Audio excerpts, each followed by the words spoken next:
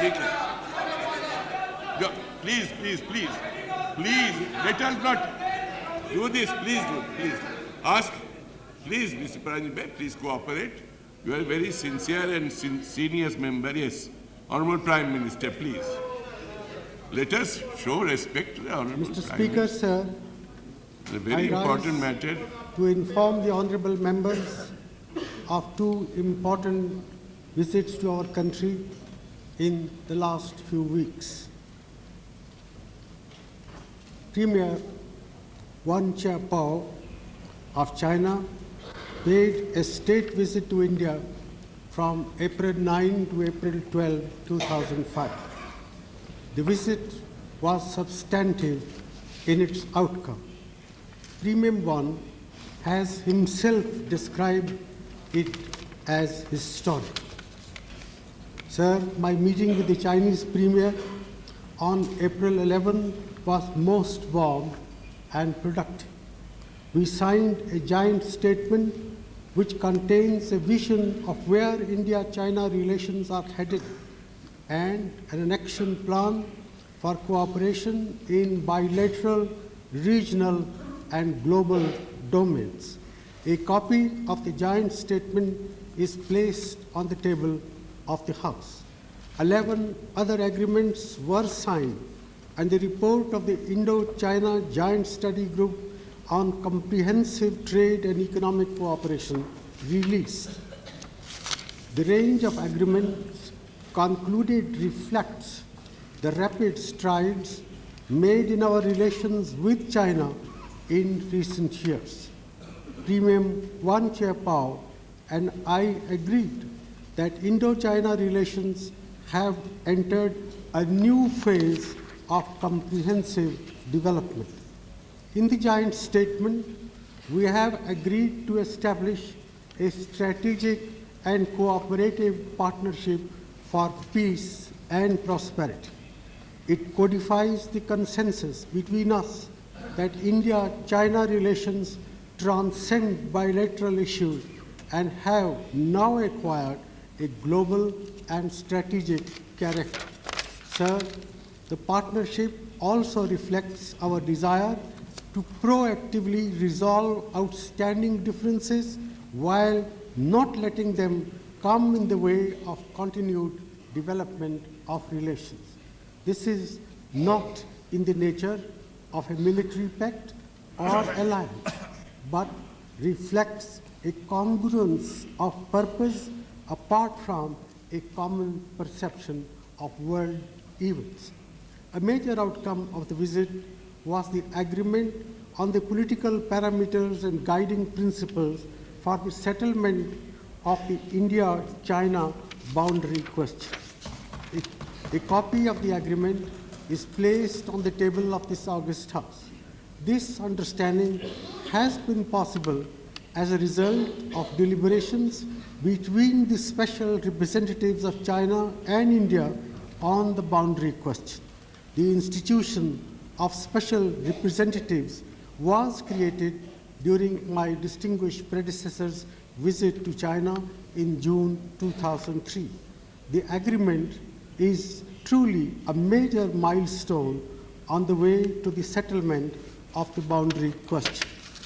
It provides for a political settlement of the boundary question in the context of the overall and long-term interests of the two countries. Both sides have agreed that an early boundary settlement should be pursued as a strategic objective.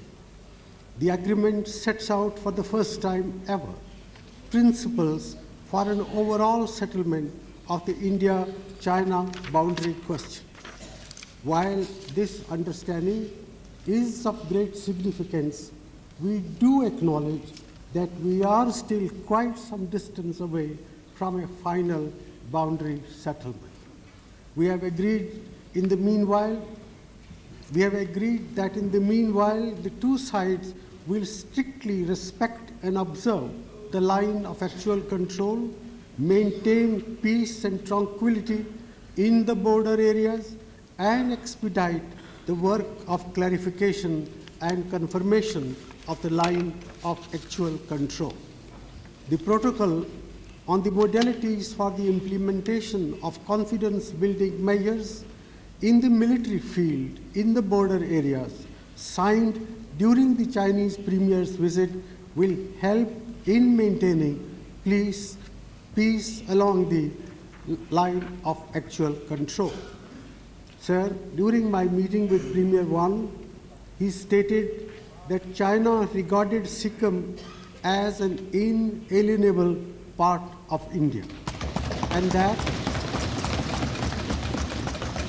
that Sikkim was no longer an issue in India-China relations. The joint statement signed by us explicitly refers to Sikkim state of the Republic of India. The Chinese side has officially handed over to us a revised map showing Sikkim as within the international boundaries of India. Sir, the understandings reached during the visit will also give a major fillip to the economic dimension of the relationship, to which both sides are attaching a great deal of importance. Bilateral trade has been growing rapidly and crossed the US 13 billion mark last year, a target of US $20 billion by 2008 is envisaged. Mr. Speaker, sir, during my meeting with Premier Wan, we agreed to establish an India-China joint economic group chaired by the two commerce ministers to oversee facilitation and expansion of trade in goods and services, investment flows, and other areas of economic cooperation.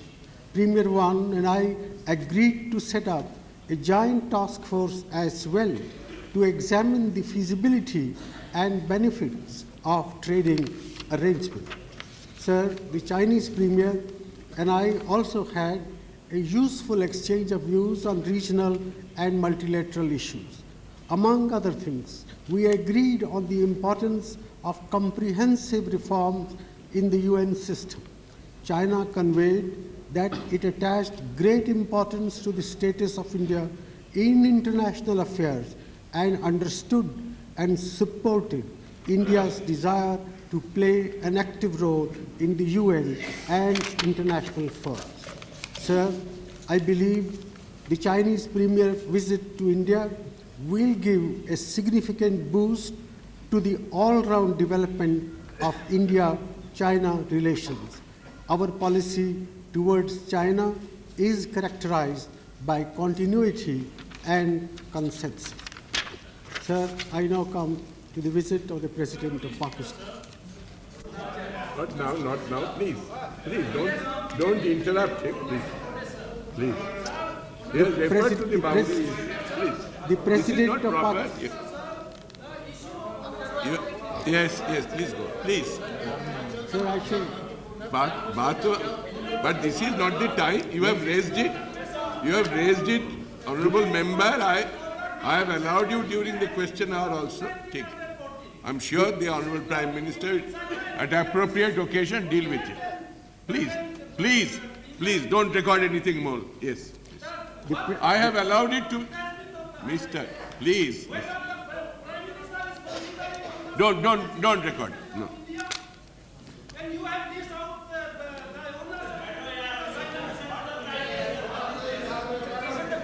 Yes, please go on. Please, don't bring it. I'm earnestly requesting, matters have important matters. Honorable member is raised. Prime Minister is here. He has listened to it. I allowed also during the question hour, as you know. I'm not minimizing the importance, but don't disturb the Honorable Prime Minister who is making a statement. Very well. We will have a discussion on this. We can always have a discussion on this. Please cooperate, please. It does not look nice.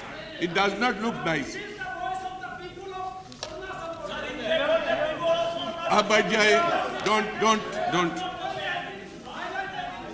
I'm requesting you now, last time I'm requesting you to sit down.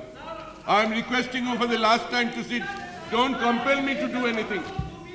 You have made your point. You have made your point, honourable member. You cannot go on interrupting. You have made your point. I am not minimizing it. Then why are you interrupting? I have said that more than once. I appreciate your feelings. Yes. Mr. Speaker, sir, the President of Pakistan, General Pervez Musharraf, visited India from April 16 to 18, 2005. I had invited him to the cricket match in New Delhi, and we used the opportunity of his presence here to hold substantive discussions on a wide range of bilateral issues. We also issued a joint statement which takes stock of our relations and outlines the ideas and activities agreed upon between us to move our bilateral relationship forward. A copy of the joint statement is placed on the table of the House. Sir, during our talks, President Musharraf and I reviewed the progress made in our bilateral relations. We assessed positively the progress that had been made through confidence-building measures, people-to-people contacts, and enhancing areas of interaction, and expressed our giant determination to build on the momentum already achieved. I also conveyed to President Musharraf the great importance we attach to enhanced bilateral economic and commercial cooperation. I underlined the need to multiply beneficial linkages of trade and transit, including the gas pipeline. We agreed that greater cooperation between the two largest economies of South Asia would not only contribute to the well-being of the peoples of the two countries, but also bring a higher level of prosperity for the entire region. Sir, we agreed on several forward-looking measures to increase interaction between the countries, among them being the restoration of the rail link between Kokrapar and Munabo. Each of these are reflected in the giant statement.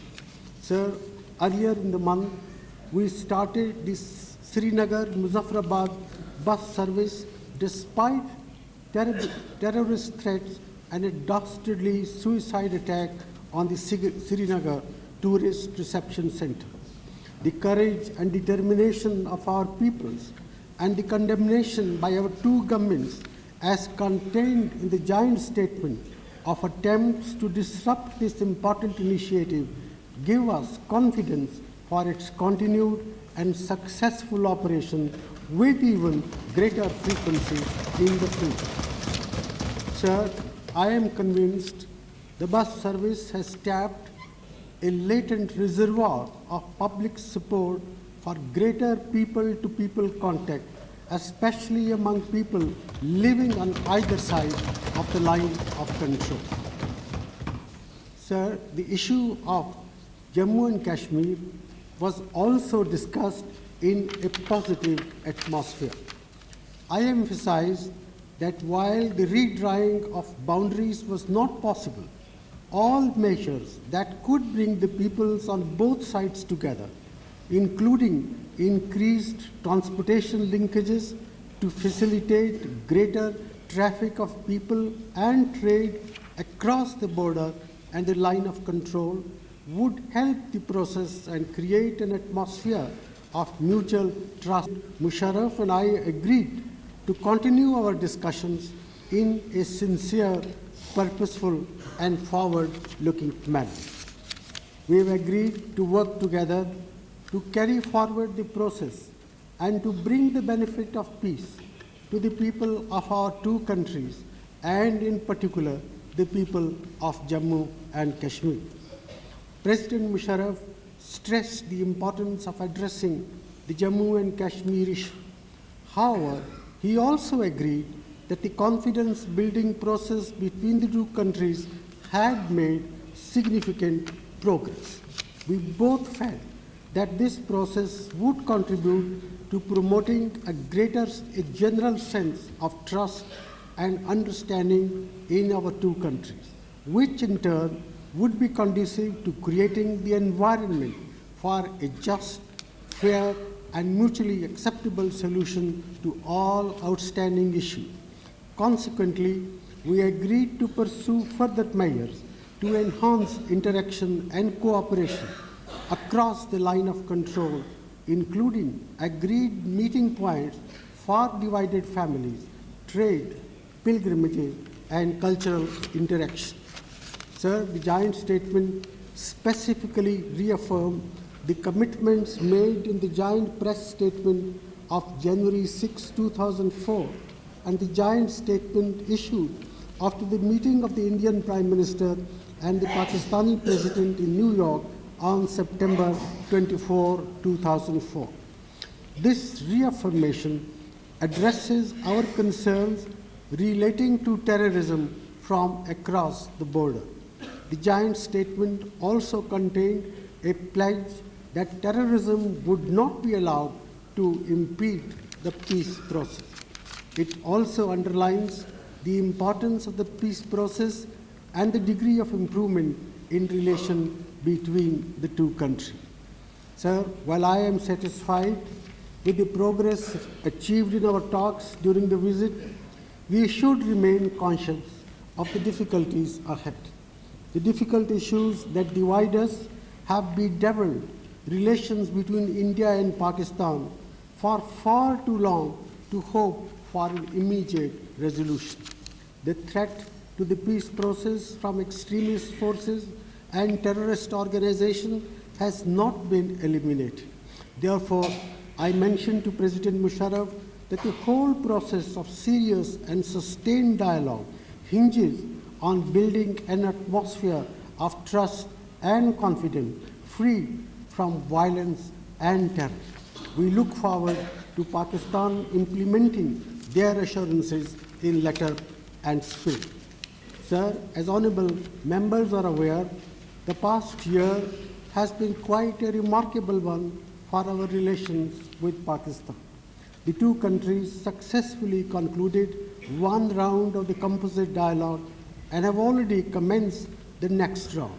Diplomatic and other links have been normalized and restored to the pre-December 13, 2001 level. People-to-people exchanges are taking place across the spectrum in overwhelming numbers. The ceasefire being observed along the international border, the line of control, and the actual ground position line in Siachen has, with the exception of a few stray incidents, held since November 2003. Sir, India is committed to peace and friendship with Pakistan. We sincerely seek a cooperative and constructive relationship with Pakistan. I am heartened to see that this desire is reciprocated by the Pakistani side and that there is considerable popular support for an improved relationship in both countries. To create such a durable, cooperative and constructive relationship, we need to invest in the ongoing process of engagement and confidence building and ensure that recent positive trends are sustained. We have chalked out a detailed schedule and agenda for the round of the composite dialogue that has commenced. Sir, we believe that persistent and purposeful engagement will show us the way to peace and enable us to fulfill the promise of friendship and cooperation that we have made to our two people. Thank you. Before I come to you,